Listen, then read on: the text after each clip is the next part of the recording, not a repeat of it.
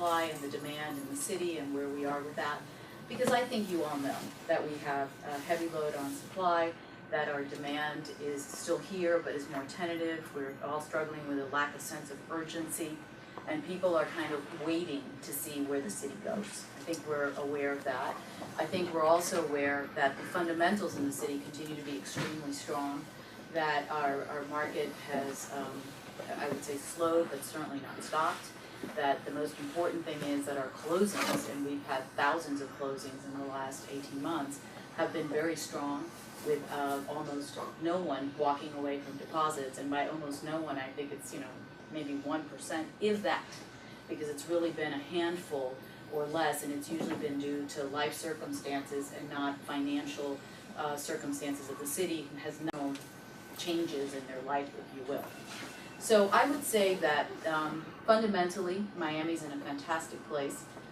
We have and continue to build a magnificent city that has spectacular natural beauty, and it's being complemented by wonderful infrastructure.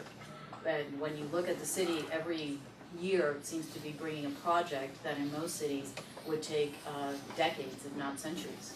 So in the last decade and a half or two, we've built the American Airlines Arena, the Adrian Arch Center, the Pam Art Museum, and the Frost Science Museum, which is over $1 billion of infrastructure.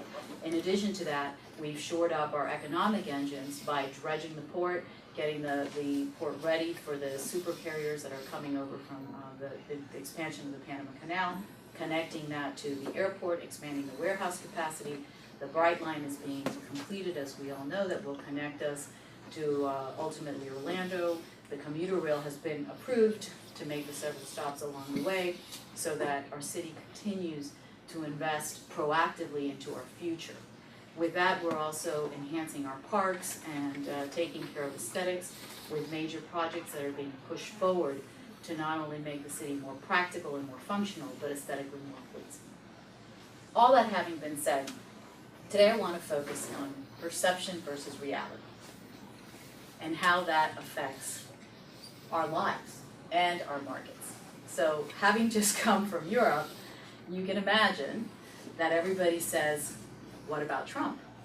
And if you travel abroad, you probably know that what everybody sees abroad is CNN. Or as I'm going to call them, and not a political statement at all, an economic statement, public enemy number one.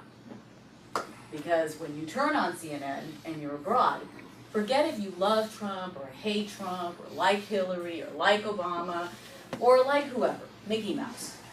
What you get is uninterrupted bashing of the United States of America. Everything that they show is a negative. So it really is a bad propaganda machine for our country. And that is incredibly upsetting, that they can't find one nice thing to say about this unbelievable country.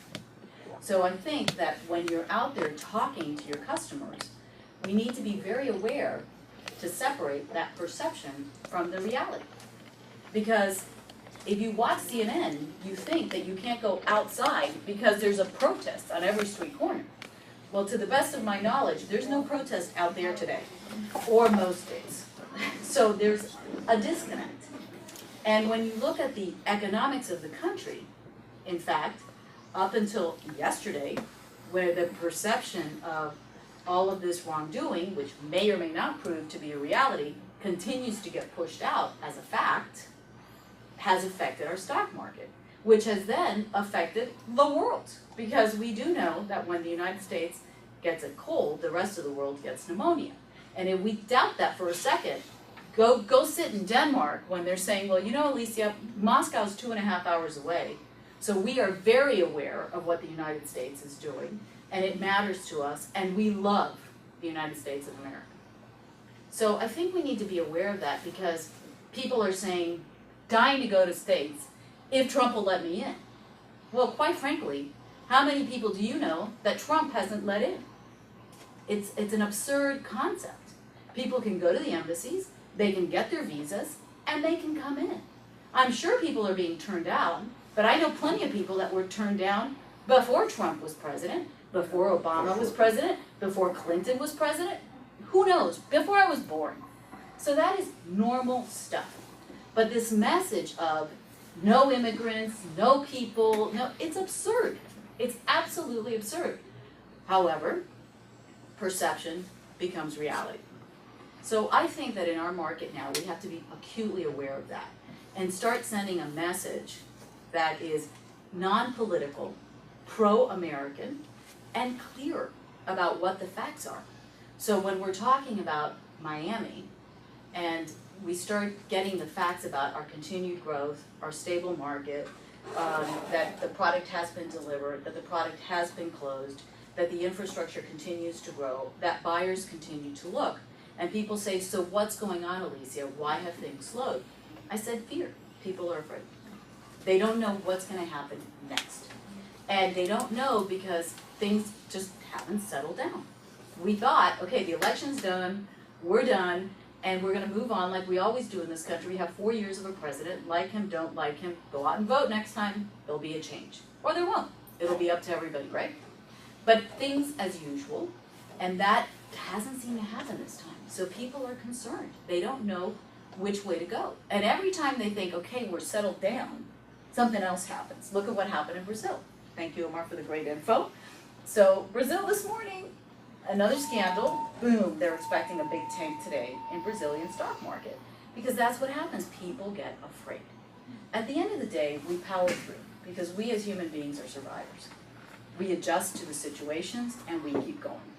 Anyone who doubts that can look at any challenging political situation in the world and see how countries survive and they move on, they adjust, and eventually the bad guys are out and the good guys are in, and it keeps going. Sometimes it takes a little longer than we'd like, but it does happen.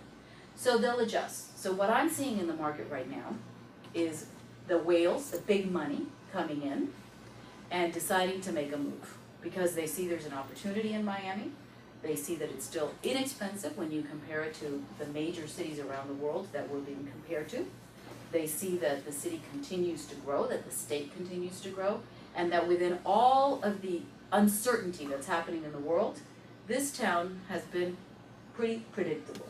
We seem to maintain our fun status, our safe status, and more our status as a center for world art, world education, world cuisine, and of course fantastic shopping.